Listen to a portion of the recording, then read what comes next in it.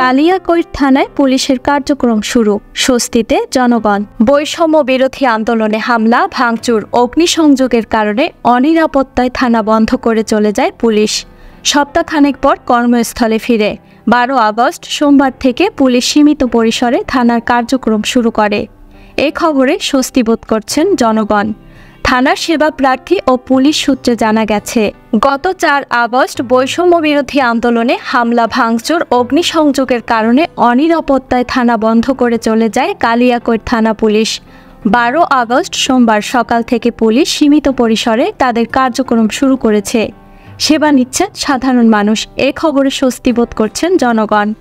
দুপুরে থানায় উপজেলার বিএনপি ও অঙ্গ সংগঠনের নেতাকর্মী ও গণপরিষদের সদস্য, সুশীল সমাজ সহ বিভিন্ন মানুষের সঙ্গে মতবিনিময় সভা করেছেন ওসি AFM নাসিম।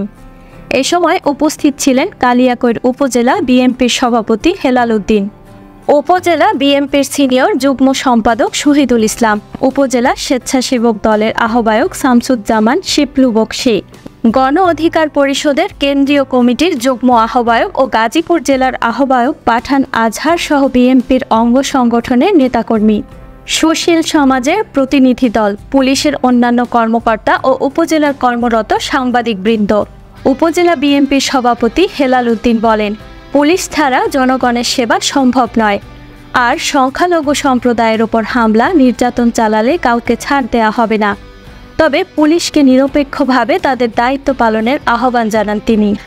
কালিয়াকৈর থানার ভারপ্রাপ্ত কর্মকর্তা ওসি AFM নাসিম বলেন, কর্মবিরতি শেষে আমরা থানায় কর্মস্থলে ফিরছি।